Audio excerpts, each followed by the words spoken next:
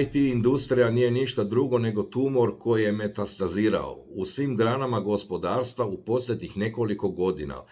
Učinio ih ovisnima o sebi i sada u potpunosti dominira njima.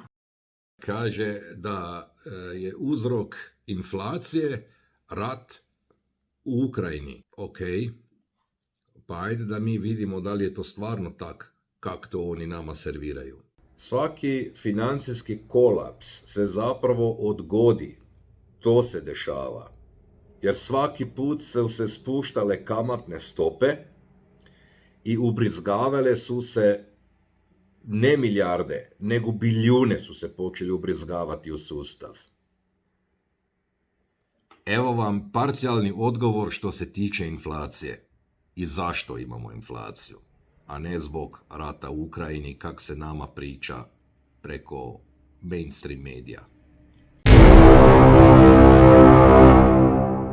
Ništa se ne događa slučajno. Ako se nešto dogodi, možete se kladiti da je planirano na isti način. Dobar vam dan, ja sam Valentino Cardinale, vlasnik sam Tehnopraha i danas ćemo govoriti o drugim temama osim plastifikacije. Ljudi vole jednostavno zaboraviti i ja volim zaboraviti, ali daj se malo prisjetimo. Nikada nije bilo toliko mjera, toliko besmislenih, proturječnih i neshvatljivih odluka, a ne samo u jednoj vladi, diljem svijeta, ljudi moji. Stvar je ta, službeno smo se suočavali sa najgornjom zdravstvenom krizom u živom sjećanju. No mjere koje su poduzete protiv toga nisu poboljšale situaciju, već su je stalno pogoršavale. Također moram navesti da bilo kojega liječnika koji budete danas pitali, bude vam potvrdio da većina ljudi danas je gore nego što je bilo prije krize. Krize u kojoj se zapravo nalazimo. Neće mi se pričati o tome da kak su bili najavili pa 3. doza, pa 4., pa 5. i tak dalje, pa neće biti obavezno, a na kraju bilo je i tak dalje, i tak dalje, i tak dalje. Ljudi su se dali jednostavno na koje kakve stvari. Moramo se i paziti što kažemo, jer postoji cenzura.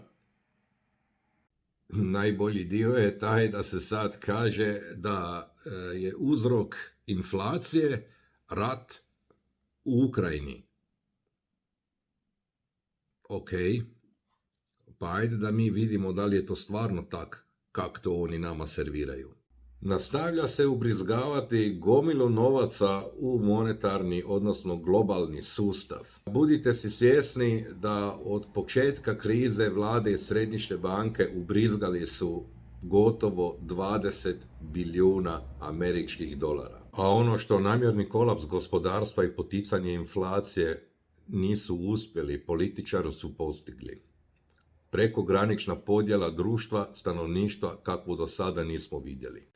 Zaboravili smo i na vrhunac cijele priče, dok je Amerika namjerno prouzročila promjenu vlasti u Afganistanu. Talibanima je tamo ostavljen vojni materijal vrijedan 20 milijardi američkih dolara, kompletno zrakoplovstvo i 11 zračnih baza, što će zasigurno izazvati sljedeći veliki izbjeglički val. A možda i nešto više. A sad se trebamo pitati zašto se zapravo na našem planetu, umjesto da se ide prema nečem boljem, ide se iz jedne katastrofe u druge. I tu za to mora postojati razlog. A razlog postoji, a sada ćemo o tome. Koga zanima ova agenda i kome to koristi? Odgovor na oba pitanja je jasan.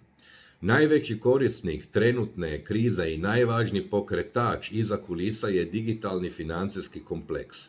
Nikada čuli za to, pa zapamtite tog naziva. Digitalni financijski kompleks. Drugim riječima, svojevrsna interesna zajednica na čelu sa najvećim IT tvrtkama i najvećim društvima za upravljanje imovinom. Ako misliš da je to neka teorija zavjera, onda promijeni kanal. Ako imaš mišljenje da bi moglo biti nešto istinito u tome što ja govorim, onda mi daj jedan like i dijeli ovog video zapisa. Hvala ti. Najveće IT tvrtke uključuju Apple, Google, od Googlea matična tvrtka Alphabet, Amazon, Microsoft i Facebook, odnosno današnji Meta. Tržišna vrijednost samo ovih 5 tvrtki iznosila je 2021. godinu 9,1 bilijuna američkih dolara. Strahovito puno love. A osim ovih digitalnih tvrtki postoje veliki upravitelji imovine, naime BlackRock, Vanguard, State Street i Fidelity. Ili Fidelity. Nisam Amerikanac pa ne znam kako se to izgovori. Ok, I don't care. Svi su oni i značajno uključeni u sve IT tvrtke. Mislim ovako. Samo ova četvorica trenutno upravljaju sa ukupno 22,6 bilijuna američkih dolara. Opet za usporedbu, bruto domaći proizvod svih 28 država Europske unije su 20. godine iznosile 15,7 bilijuna dolara. A ne samo ogromna financijska snaga ovih tvrtki čini digitalni financijski kompleks tako moćnim. Budemo sad uzeli prvo IT tvrtke. Ne samo da sami imaju ogromnu tržišnu moć, oni također kontroliraju stotine tisuća drugih tvrtki, jer organiziraju njihovu digitalizaciju i na taj način imaju stalan uvid u njihov tok podataka. IT industrija nije ništa drugo nego tumor koji je metastazirao u svim granama gospodarstva u posljednjih nekoliko godina. Učinio ih ovisnima o sebi i sada u potpunosti dominira njima. A ko misli da je sa upravljanjem imovinom drugačije, se vara. Uključeni su u druge velike korporacije u svijetu i u mogućnosti su usmjeriti bilo koje tržište u svijetu u bilo kojem smjeru. Najveći od njih je BlackRock. Ima više od 40 godina star sustav za analizu podataka koji se zove Aladdin. Najveći skup financijskih informacija koje je svijet ikada vidio. S ovim znanjem u pozadini BlackRock savjetuje najveće svjetske središnje banke, odnosno Federal Reserve i Europska centralna banka. Si zamislite ako netko ima tak veliku prednost o informacijama koju BlackRock ima, pa je jasno o komu ovisi. Zapravo skraćeno, sve to što se događa, to se događa sa razlogom.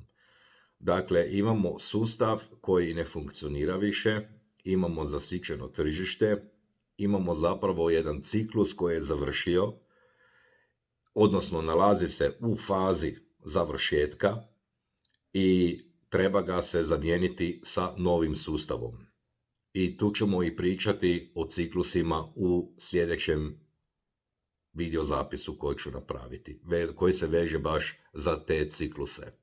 Sad se sigurno netko od vas pita, ako taj digitalni financijski kompleks za vrijeme te cijele krize od nas živi, zašto to izgleda kao da potkopava upravo sustav od kojeg ima koristi? Postoje nekoliko primjera.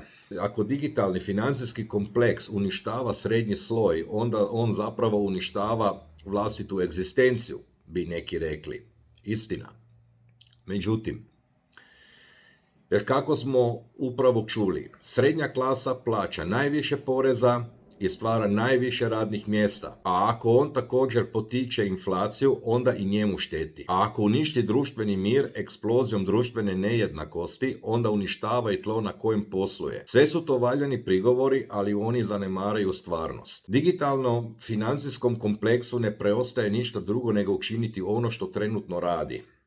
Ono što trenutno proživljavamo nije agenda stvorena za radnim stolom s kojim želi steći još više novca i još više moći kako bi potom u miru uživao u plodovima svojeg napora. Ono što trenutno doživljavamo je golemi čin očaja, vjerojatno najveći koji se ikada dogodio u čitavoj povijesti čovječanstva.